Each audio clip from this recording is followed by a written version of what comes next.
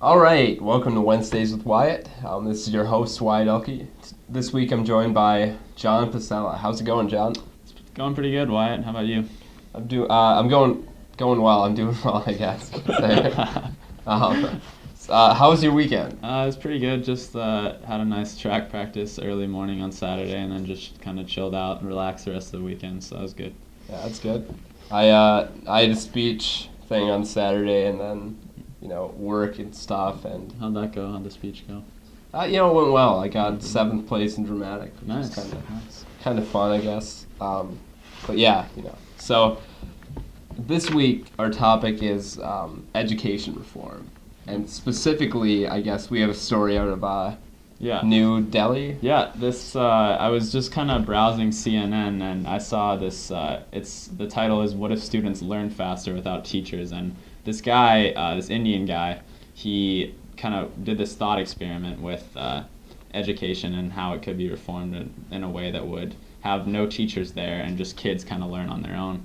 And he actually gave a TED Talk on this. And basically what he did was he set up a publicly accessible computer in this small village, this very small, poor village in New Delhi, and just told these kids in the classroom, just to use it. And that really after that, there was no further guidance at all. And then they, very soon after, learned how to browse the website in English, the entire web actually, and they lacked any basic knowledge or facility with the English language. So they were able to do something with no instruction that they really had no background in, which is, to me, absolutely incredible. Yeah, that is pretty insane, honestly. Yeah. It's definitely says something about, ingenuity and stuff in kids. Exactly. And just to kind of prove that it worked, it says that he actually did it in another village 300 miles away, roughly the same conditions. And after a while, one of the kids actually said they needed a faster processor and a better mouse. So that's a good quote. Yeah. It really is. It really is an amazing situation. So I guess the question kind of is, should education reform go away from traditional teachers standing in front of the classroom constantly teaching? Should it focus more upon kids figuring things out for themselves, or should it? Yeah, I mean, I think to draw, it would be best to draw from a variety of sources and kind of just have some setting where you could implement these and kind of test them out, practice them maybe even, because if you just went full scale and went into a normal school, then you could see obviously numerous results from it, whether that be good or bad. Yeah. So you want to kind of have an environment where it's conducive to an experiment kind of thing, so you can kind of get that idea. Yeah, I think in a traditional school structure as it is, you couldn't go in necessarily in the middle of let's say high school or something and just change things, because people are so used to kind of having things taught to them and not figuring it out for themselves. Yeah, I think you'd probably have to start at a younger age, I would feel because that would give them kind of a background in that. And even if they went on to just going back to a normal structure, they would have that before and have probably some ingenuity developed from it. It helps with problem solving. Yeah, exactly.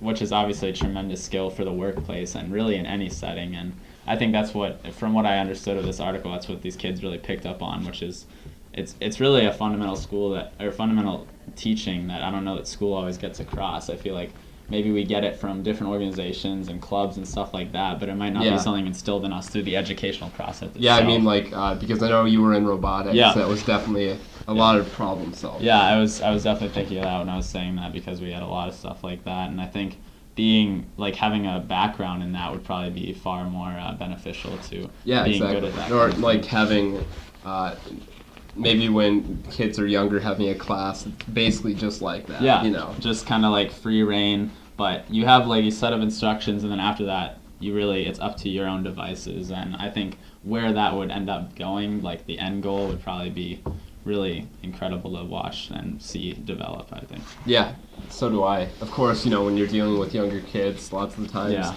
their attention spans or whatever, it would have to be something that that would interest them. Yeah, And this exactly. obviously interested the kids. I mean, because- anything using the internet really, I think, would be a very beneficial way to test it out, because you see so many kids, like little 3-year-old kids, like playing Angry Birds or like messing around on an iPad, knowing more than their parents do. So I mean, these kids, despite like not really having that general knowledge, they have this like almost intuitive knowledge of how to work these things, which is really crazy. Like obviously in this case, these kids didn't know English, but they somehow surfed the web in it. So I mean, it's amazing to see, and I think it'd be amazing to test out as well in that sense. Yeah, and I think going back to sort of the iPad thing, there are definitely a lot of apps and stuff that kind of like teach ideas. I think that's like an interesting direction to go. I know they've been trying to do that since forever with like Flash web games, you know, like add numbers and type it.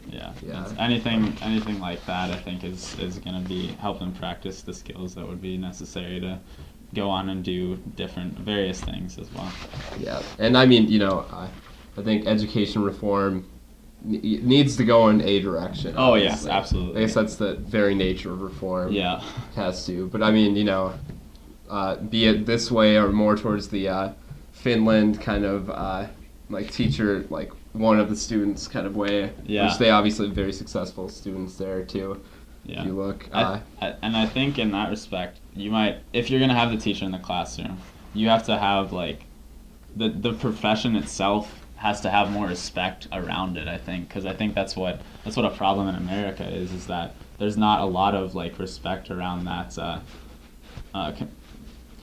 career at all, and it's just like maybe that's part of it, maybe that's not, maybe that's why taking a teacher out of the classroom might be interesting to see what would happen in that sense too, because Finland and all those Nordic countries, the teachers are valued as professionals, very highly valued, exactly. And paid to the extent of like engineers and stuff. Yeah. I mean, we've been talking about that a lot recently with the all our articles and stuff for economics. So exactly. That was really interesting. And I mean, so it seems like there's more than just two paths, but the two that seem most appealing based on just evidence is this, which would work for problem solving and stuff, but wouldn't necessarily, I guess, work in like, let's say, calculus or something. Or you have to have math like that.